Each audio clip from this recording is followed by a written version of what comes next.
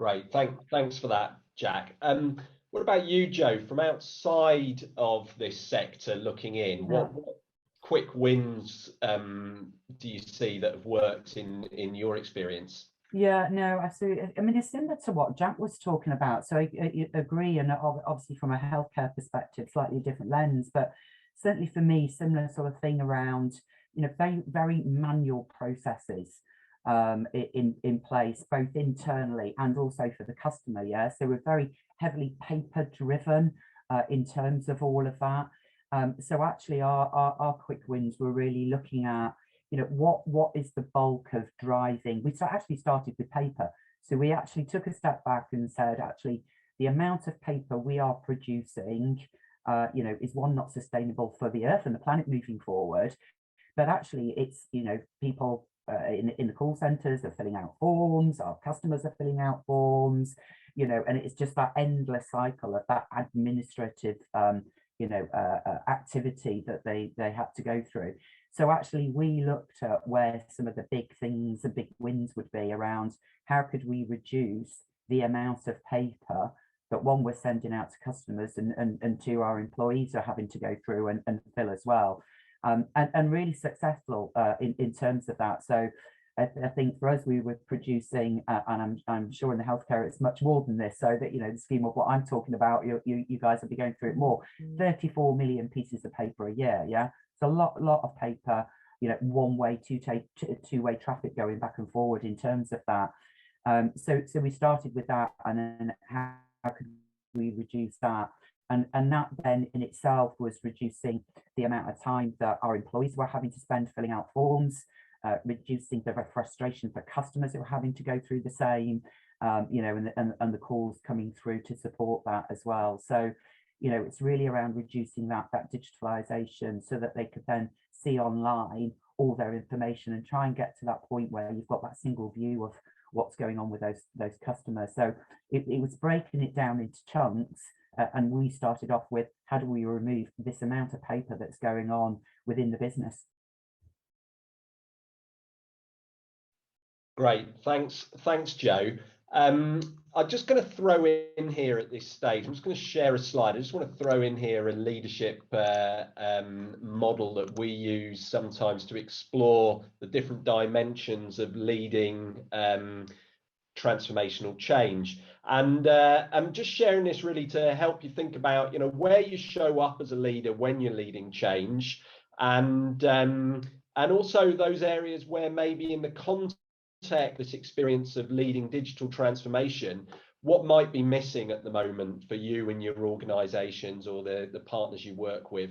And it really is very, very simple. It comes from an organization called Insights, which is a globally renowned people development organization. And this methodology is centered on the language of color, helps to create a world where people can understand themselves and others, and inspire them to make positive impacts in what they do as a leader. So the 4 dimensions here, we've got, first of all, at the top in purple there, results leadership, which is about those quick wins, getting things done, seeing the metrics move in the right direction. And on the opposite side to that, in green, we've got that relationship leadership piece, which we've talked a lot about in the last 30 minutes, around how we bring people on the journey, understanding their needs, what their wins are, and meeting that, and helping people collaborate in that journey. And then we've got the visionary leadership dimension in orange, where there is that piece that Joe was talking a lot about, goals and the ambition, and Jack was talking about that challenge of being able to communicate what it is that we're trying to do, be able to bring that to life in a really clear way, that people understand and can be compelled by and hooked into. And then there's this other dimension opposite that called centered leadership, and really that is about the reflectiveness of what we're doing in terms of either within ourselves as an individual or within our organizations, in terms of what we can learn and improve. So some of those things we were talking about just at the end there around, pulling paper out and what that means for people in terms of relieving the burden of work and how that is a key part of moving towards digital. All of that comes from that reflective space of understanding what's going on and how we can learn and how we can evolve. So four dimensions there, and you're just thinking about that. I just want to ask the panelists as we begin to think about wrapping up. Where do you think you've been showing up strongly on this journey of digital transformation? And what do you think the gaps might be either for you or for your challenges going forward?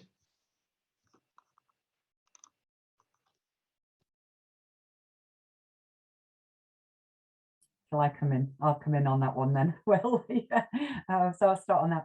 For me, my natural go-to is relationship. Yeah, that's my natural go-to. So, you know, one of my sort of key strengths as a leader is collaboration, bringing teams together, but actually looking at people as individuals. Yeah, what's their skill set? Where's their core strengths? And bringing them together to be able to create, you know, that sort of strength in that community and pulling people together. So that's kind of my natural go-to around relationships. That's probably not a surprise after some of the things we talked about today around creating the right culture, you know, and bringing people along on the journey.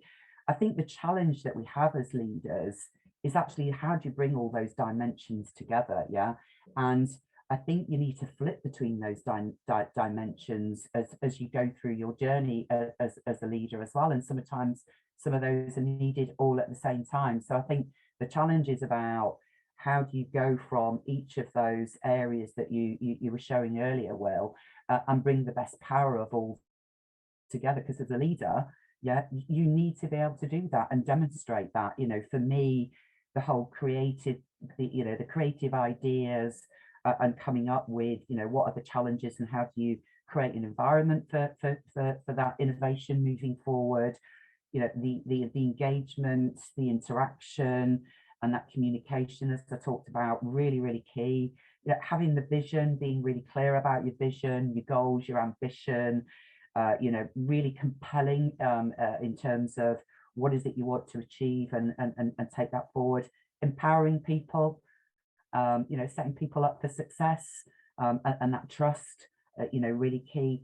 And you know, kind of on top of all of that for me would be, you know, being passionate as a leader, being really passionate about what you want to achieve, being really committed about what you want to achieve, and truly believing in that as well. So I think, you know, one of the gaps I think, you know, I think we still have, if we're all honest with each other, is about how do you get the combination of all of that and bring all that together, because we can all go like this at times. We get our blinkers and we go, oh well, we just need to, you know, start and complete, and we need to do this and we need to do that, and then we lose sight of what was our original ambition and journey that we set ourselves out for, and the whys. You know, back to some of the stuff that Nadine was talking about earlier, and, you know, don't be afraid to talk about productivity, don't be afraid to talk about cost savings, but actually, you know, when you get the people on the journey, there are other things and other skill sets that they will learn along the way as well. So a big challenge, I think, about how you get the combination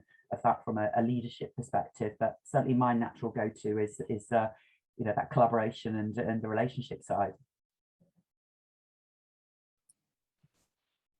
I think if I was to take Spirit as a business, I think we would find ourselves very much in the visionary leadership orange segment, particularly from our remote monitoring platform and our digital focus. But actually, interestingly, as we iterate our product and as we develop it, so we'll have a vision and we'll deploy. We'll have the sort of the results-oriented leadership in terms of mobilisation and making sure that everybody's using that at scale and using it as efficiently as possible. And then we go very much more into reflective. Okay, so how can we improve this? How can we get the evidence? How can we make sure that this has the ability to spread to other geographies and on other parts of the healthcare system? I mean, we're lucky because our remote monitoring platform can be used in lots of different specialisms, but actually people tend to buy in one specialism and want it to work there. So we will have to go and sort of support the evidence there. But all of the time, knowing that by building a great relationship with our customer and then with their patients and the clinical teams, that they will then trust us to deploy that improvement in technology and to move forward with them. So yeah, as Joe says, it's very much about a balance of that, and it matters a bit about the leadership style of your customer as well, and whether they're looking to be pioneering or evidence focused, and understanding that in digital transformation is really helpful too.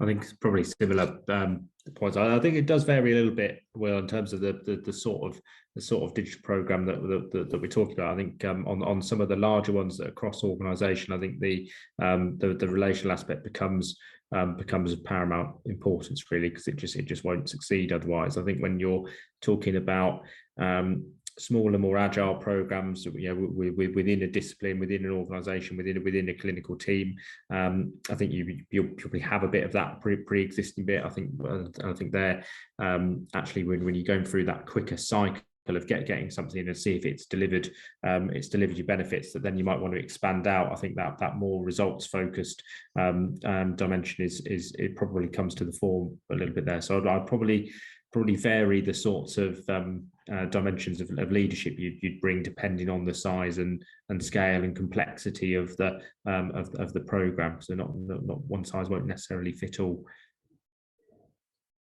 Brilliant. Thanks for those insights, perspectives from your own experience. And I think the narrative and examples and ideas you've shared on the session really bring to life how they fit into different aspects of that model. But that idea that actually situation, project is really key, and then understanding and flexing to bring that out. I mean, an observation for me, what I've heard today is that whole area about articulating the vision, but also building the relationships to bring people on the journey is sounded really key to everything that we've heard today. And in terms of overcoming the challenges.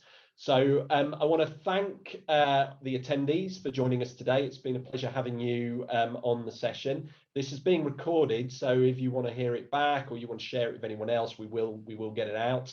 And I want to say a very big thank you to the panelists, Joe, Jack and Nadine, for giving us their valuable time and sharing their insights, which have been really helpful, and I hope the rest of the community have found that as well.